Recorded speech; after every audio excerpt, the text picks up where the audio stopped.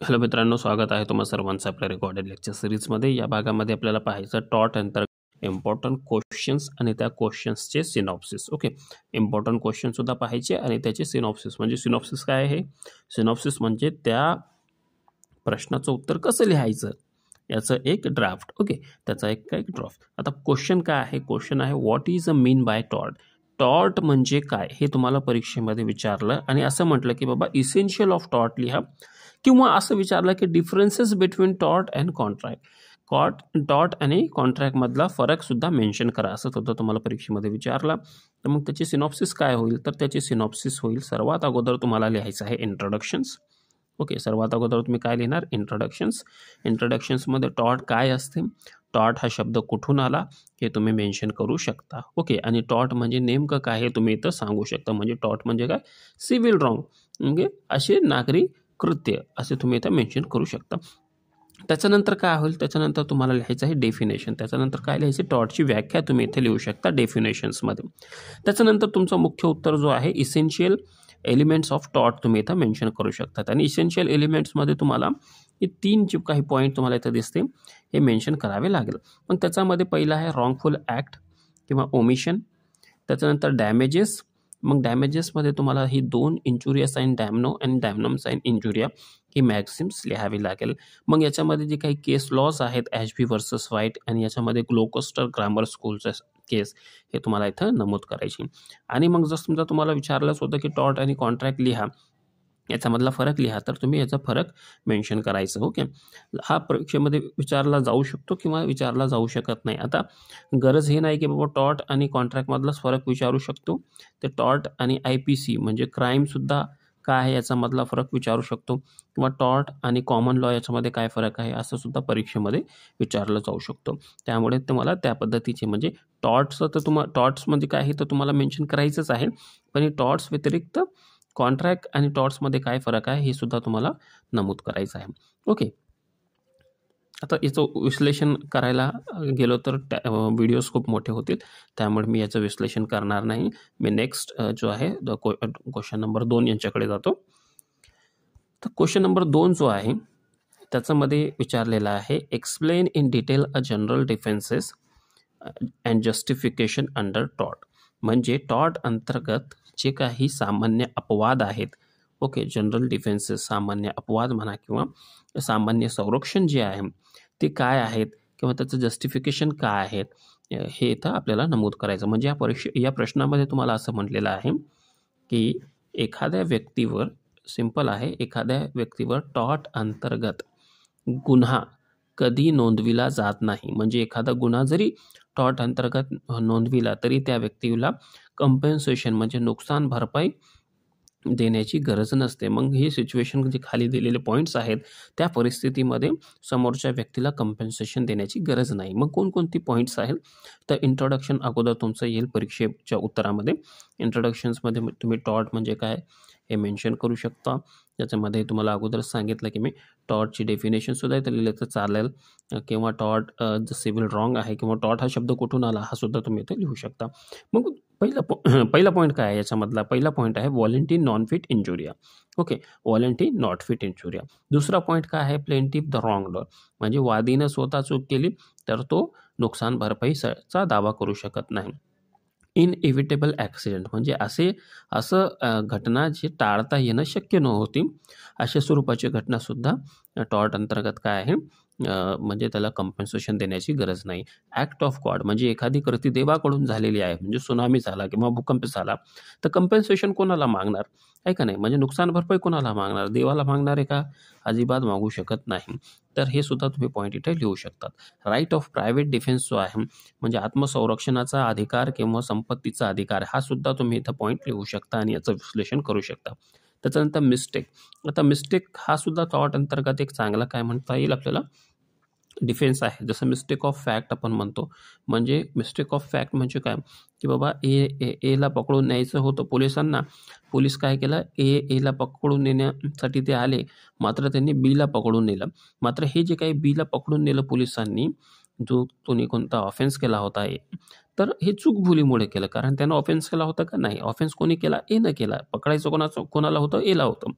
मात्र चूकभुलीमुळे त्यांनी काय केलं, बीला पकडून नेलं. तर हे काय मिस्टेक आहे आणि ही अशी मिस्टेकसुद्धा टॉर्ट अंतर्गत डिफेन्सेसमध्ये येतात. आता नेसेसिटी पुढचा पॉईंट आहे. नेसेसिटी जी आहे म्हणजे गरज जी आहे हे कधी-कधी कसं असते ऑफेन्समध्ये येत नाही. जसं की समजा हे 2-3 घरं आहे. समजा हे हा घर आहे, हा एक घर आहे, हा एक घर आहे, हा एक घर आहे. आता या घराला आग लागली. ओके. आता आग लागल्यामुळे काय झालं, आता ही जी काही आग आहे अशी इथं आणि पुढचे जे काही घरं आहेत तिथं जाणार.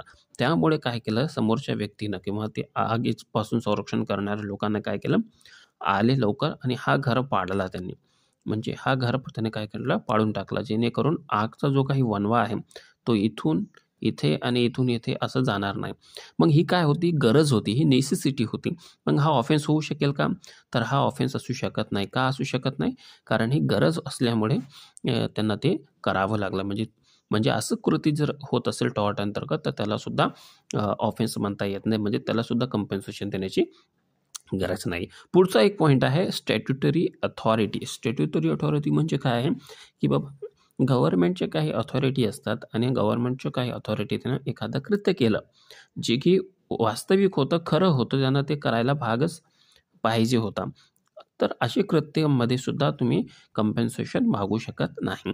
जसं की अतिक्रमण. ओके, आता तुम्ही अतिक्रमण केलं, गव्हर्नमेंटचे किंवा महानगरपालिकेचे लोकं आलेत, त्यांना काय केलं, तुमचं ते अतिक्रमण काढून टाकलं. आता नुकसान झालं का तुमचं? तर तुम्ही म्हणलं हो नुकसान झालं. पण हे करणं भाग होतं. का? कारण तुम्ही अतिक्रमण केलं होतं. तुम्ही गव्हर्नमेंटच्या शासकीय जागेवर उभे होता. तिथं तुम्ही तो काय केला होता समजा तो जागेवर तुम्ही कब्जा केला होता.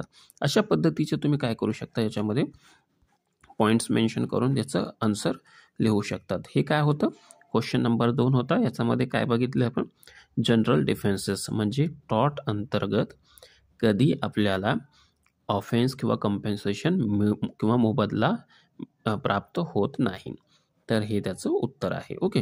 त्याचं विश्लेषणसुद्धा केलेलं आहे. आता हे जे काही PDF आहेत आमचे खूप छान PDF आहेत. या PDFसाठी तुम्ही आम्हाला कॉन्टॅक्ट करू शकता. आम्ही तुम्हाला ते हार्ड कॉपीमध्ये सुद्धा अवेलेबल करून देऊ. ओके. आता पुढचा जो काही प्रश्न आहे तो आहे नॉयसन्सवर. नॉयसन्स म्हणजे काय आणि त्याचे प्रकार लिहा. हा परीक्षेमध्ये प्रश्न विचारला जातो. ओके, लॉंग क्वेश्चन्समध्ये नॉयसन्स म्हणजे काय? नॉयसन्स याला आपण मराठीमध्ये काय म्हणतो? उपद्रव. उपद्रव म्हणजे काय आणि त्याचे प्रकार लिहा. ओके, तर सर्वात अगोदर काय येईल? उपद्रवाचं तुम्हाला काय करावं लागेल? इंट्रोडक्शन्स करावं लागेल. इंट्रोडक्शन्स आल्यानंतर डेफिनेशन्स येईल. त्याच्यानंतर काइंड्स ऑफ नॉयसन्स असेल. ओके, नॉयसन्समधले प्रकार एक आहे पब्लिक नॉयसन्स, एक आहे प्रायव्हेट नॉयसन्स, एक आहे म्हणजे सार्वजनिक उपद्रव म्हणता येईल आणि एक खाजगी उपद्रव. ओके, हे पॉईंट झाल्यानंतर मग differences between public and private nuisance आणि पब्लिक आणि प्रायव्हेट नॉयसन्समध्ये काय फरक आहे हे सुद्धा तुम्हाला इथं मेन्शन करावं लागेल. ओके, आता ह्याचं काही विश्लेषण आहे. ओके, काइंड्स ऑफ बघा प्रायव्हेट नॉयसन्स, त्याचा अगोदर पब्लिक नॉयसन्स, याचे केस लॉसुद्धा आहे. तुम्हाला एक केस लॉसुद्धा तुम्हाला काय करावं लागेल इथे लिहावं लागेल. ओके, इथं बघा differences between public and private nuisance. तर पब्लिक नॉयसन्स काय असते, प्रायव्हेट नॉयसन्स काय असते, याचं तुम्हाला काय करावं लागेल, विश्लेषण करावं लागेल. आता पुढचा जो काही पॉईंट्स आहेत किंवा प्रश्न आहे तो आहे नेग्लिजन्स. नेग्लिजन्स म्हणजे काय? त्याला निष्काळजीपणा आपण असं म्हणतो किंवा दुर्लक्षपणा. हे काय आहे हे तुम्हाला इथं लिहायचं आहे टॉर्ट अंतर्गत. ओके, आणि त्याच्यामध्ये तुम्हाला काय करायचं आहे, त्याचे काही डिफेन्सेस जे आहेत नेग्लिजन्समध्ये त्याच्यावर ओव्हरव्ह्यू करायचं. तर याचं जे काही उत्तर होईल ते उत्तरामध्ये तुम्हाला पहिला पॉईंट नमूद करायचा आहे ॲज अ युज्युअल इंट्रोडक्शन, त्याच्यानंतर नेग्लिजन्सचं डेफिनेशन आणि इसेन्शियल ऑफ नेग्लिजन्स. मग इसेन्शियल ऑफ नेग्लिजन्समध्ये कोणकोणते पॉईंट येणार? तर पहिला पॉईंट येणार ड्युटी टू टेक केअर म्हणजे काळजी करणं सर्वांना भाग आहे. ड्युटी टुवर्ड द प्लेंटिफ म्हणजे जो काही वादी आहे त्यांना त्याची जी काही काळजी आहे किंवा केअर जे आपण म्हणतो ना ते घेतलं का हे पाहणं आहे. म्हणजे ड्युटी टुवर्ड्स द प्लेंटिफ म्हणजे प्लेंटिफची कर्तव्य कशाच्या संदर्भामध्ये? नेग्लिजन्सच्या संदर्भामध्ये म्हणजे निष्काळजीपणाच्या संदर्भामध्ये. Breach of duty to care म्हणजे काय होणं, जी काही तुमची ड्युटी आहे ती ड्युटीचं काय होणं, उल्लंघन होणं. आता बघा सिंपल आहे. आता तुम्ही हे काय करत आहात, एक रस्ता आहे, ओके, हा रस्त्याचा डिवायडर आहे मधला, समजा हा रस्त्याचा मधला डिवायडर आहे, ओके.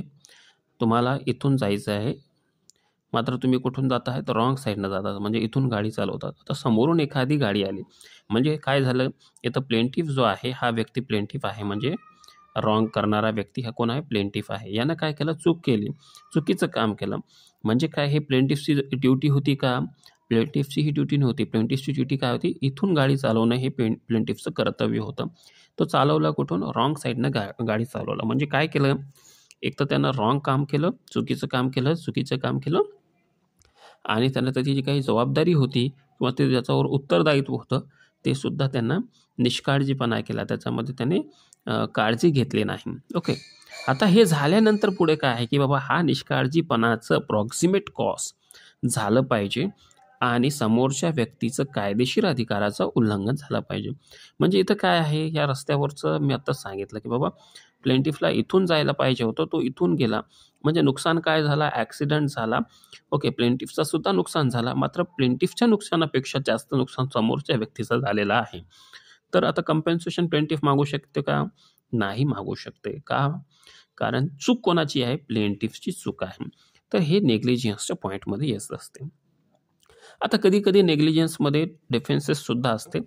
मग ती डिफेन्सेस कोणती आहेत, ते एक आहे कॉन्ट्रीब्युटरी नेग्लिजन्स, एक आहे ॲक्ट ऑफ गॉड आणि एक आहे इनइव्हिटेबल ॲक्सिडेंट.